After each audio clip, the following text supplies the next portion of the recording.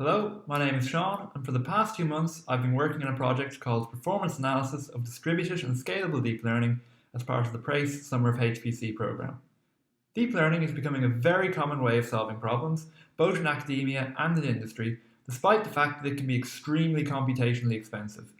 Luckily, there are many frameworks out there which allow you to quickly write efficient code in this area, but while the functionality of these frameworks can appear to be very similar, the implementation of some features can differ quite a bit between them.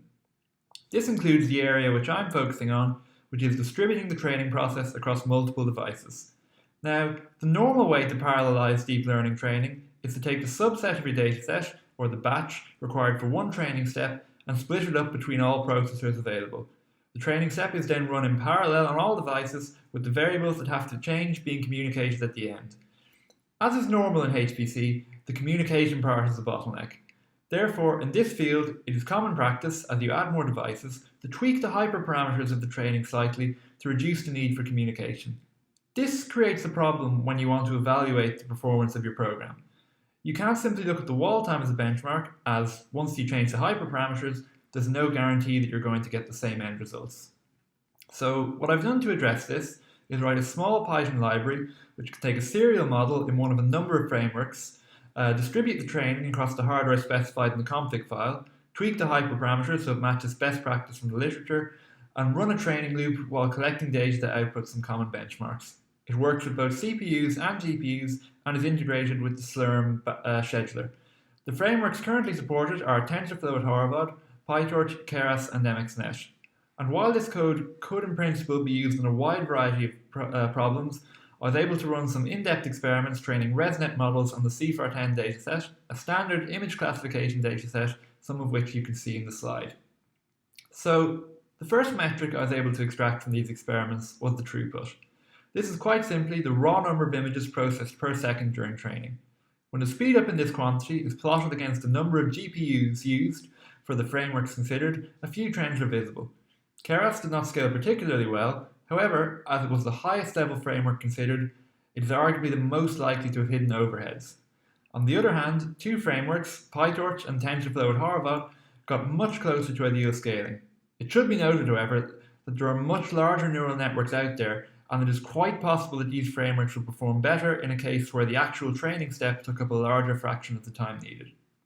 But if you use a larger network, it would take a lot longer to get meaningful data on whether or not the model is actually training well. For this reason, I'd look at the other most common benchmark from the literature, which is the time required for the model to reach a certain accuracy on an unseen test set.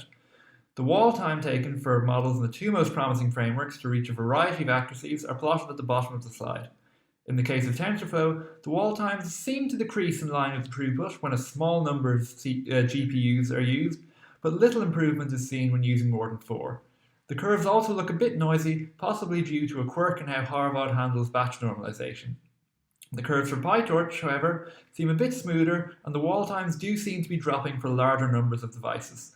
But again, this performance increase starts to look less significant when you add 8 to 12 GPUs, suggesting that some of the hyperparameters tweaks to increase throughput, such as increasing the global batch size, have a negative impact on the efficiency of training, at least in this particular example.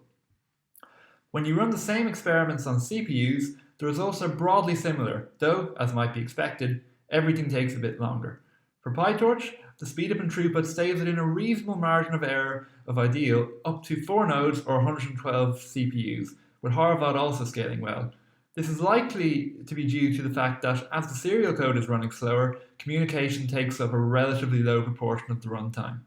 When you consider the time to accuracy results, in this case, the limiting performance happens with about 56 CPUs. And while this may seem like a lot, when you compare the wall times with the previous slide, it works out as roughly equivalent to using 2 GPUs. So, to quickly sum up these results, PyTorch seems to get the closest to linear speedup without having a serious impact on the effectiveness of training, at least for this particular problem. TensorFlow at Harvard also scaled well, but it appears that some of the shortcuts taken to improve throughput may have affected the test accuracy. Finally, most of the results seem to hold for both CPUs and GPUs, with the latter, as you may expect, being slightly faster. Thank you for your time.